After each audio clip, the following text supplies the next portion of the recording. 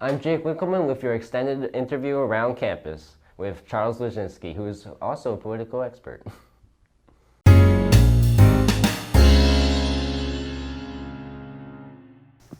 Hi, I'm Jake Winkleman and welcome to Around Campus. Today I sit down with Charles Leschinski, who is a political expert here and has his own show about it. We will also be breaking down some of the things that went down here in election week. So tell me about your show, Charles.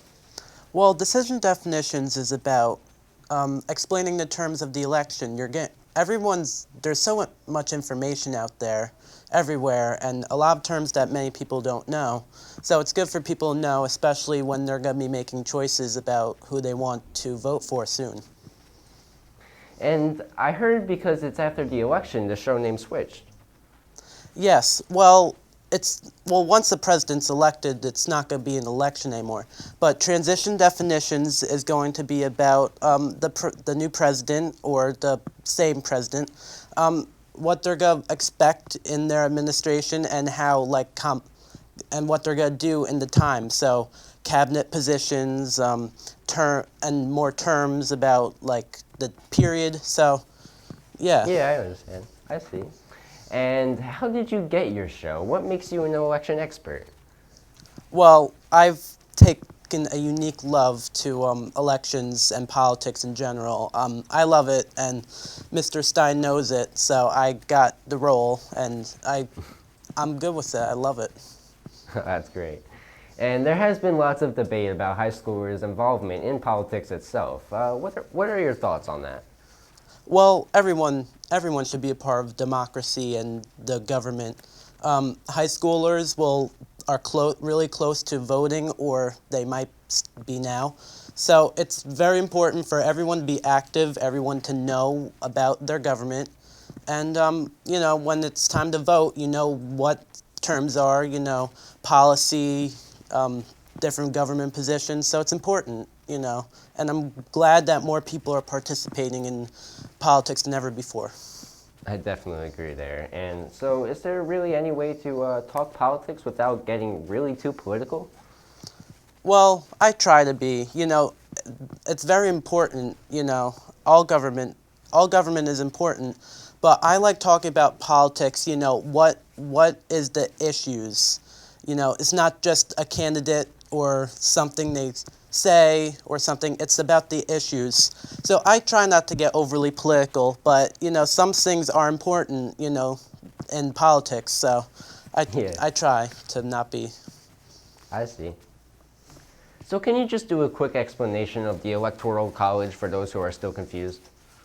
Well, it is complicated, but it can be simplified. The Electoral College is so in a state, when you vote, in the majority vote, that's who your state's going to vote for. And depending on how many Congress people you have, based on the census, that's how many electoral votes your state sends to the national election. So you might hear about swing states and stuff. That's the states that are split politically, that are very important because you need 270 electoral votes to be president. The popular vote doesn't matter. So it's basically you need the most votes in a state to win all of their electoral votes. There are some exceptions too, but it's just you have to win by one vote, and then you win a whole state and their electoral votes, which then you move on, and hopefully you get 270 if you're a presidential candidate. And what type of role has mail-in voting played in the 2020 election? Well, as you know, this year and this election is different than any other. Many people don't want to go to the polls and be around a lot of people. So mail-in voting has been, a record number have been, mail-in voting and early voting. It's made a big difference because people are voting, and a lot more people can vote now that they're mailing in votes. But it does take longer in election results because in a lot of states you can't count them until election day, and then you have to open them, and it's a lot, and there are legal challenges around it. So mail-in voting is good because it does get a lot more people out, and if they don't feel comfortable going to a polling place, it's great that they have the option to mail in their votes from home, but it also complicates election results coming in. I definitely can see how that can happen. And so some people have made assumptions about either Trump or Biden winning. Do we know actually for sure, and when will we know? Well, we definitely don't know for sure. It's very close in all these battleground states. But what I'm looking for is in Pennsylvania, I'm looking in Philadelphia because that's where the major votes, that's where most of the population in Pennsylvania is, and that's where most of the vote is out. And if Joe Biden can run up the numbers in there, he basically wins Pennsylvania, and that would get him president. That would make him president. In Arizona, another big state that's too close to call. I'm looking in Maricopa County, which has the greater Phoenix area. A lot of votes are still to come from there. Same day vote, which is good for Trump, and Biden has a lead, so it will definitely get close. And in Nevada, it's although the votes are still out, it's basically for Biden now. An editor of the Nevada Independent, who knows Nevada politics more than anyone, has said, well, although the votes are out, it's basically Nevada's in the bag for Biden. North Carolina's looking really good for Trump, but we don't know. The mail-in votes are pouring in, so we really don't know. But it's leaning towards Biden, but Trump hasn't run the table with all states, but it's definitely possible. Very, very close race. And we are filming this on Thursday and showing it Friday, so by the time everybody does see this, there may be a verdict or change. But what do you think will happen in the weekend? That's very important. By the time people see this Friday, things might have changed majorly. But over the weekend, North Carolina expects to start counting its mail-in votes. As we're talking about, that's why North Carolina remains uncalled. So we'll look at that. Nevada will also start counting more of their mail-in votes. They've delayed that a bit. So more mail-in votes will be coming, as we said, that they lead to delays in counting, and the legal challenges that have already started by the Trump campaign, they will still be happening by the weekend. So that's definitely courtrooms and counting places. That's where all the action's going to be this weekend. Can you explain what happens if there is a tie, or if that's even possible? Well, ties are possible.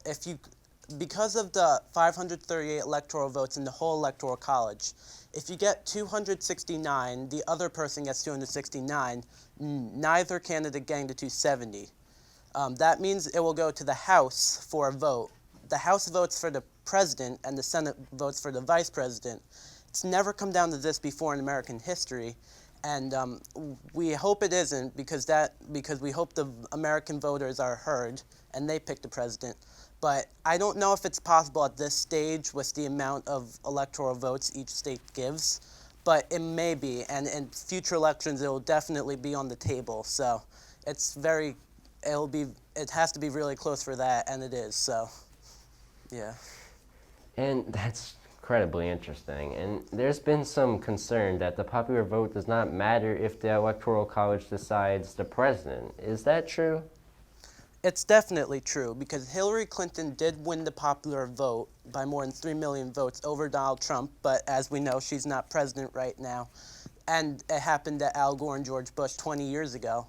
So it definitely happens, and I don't know if it'll happen this election, but it possibly could. Joe Biden's right now running away with the popular vote, but the Electoral College is very close. So we can possibly see that again, and it may happen in future elections. That's a major controversy of the Electoral College, both sides to that. But yeah, popular vote sometimes is unlinked to the Electoral College vote. And as somewhat of an expert in politics, what are your final predictions for the election week 2020? Well, I don't really see a path for Trump to win right now. It's certainly there is one, but I think Biden is on track to winning Pennsylvania by a decent margin. We'll see if the same-day votes come in for Trump to make up the vote in Arizona, but I don't see it, and Atlanta's so close right now in the state of Georgia. So I think Biden's on the track to the presidency, but anything can change at any moment. So Thank you so much, Charles, for coming to the Around Campus studio. I definitely learned a lot. I hope you guys did too. Now back to you guys in the studio.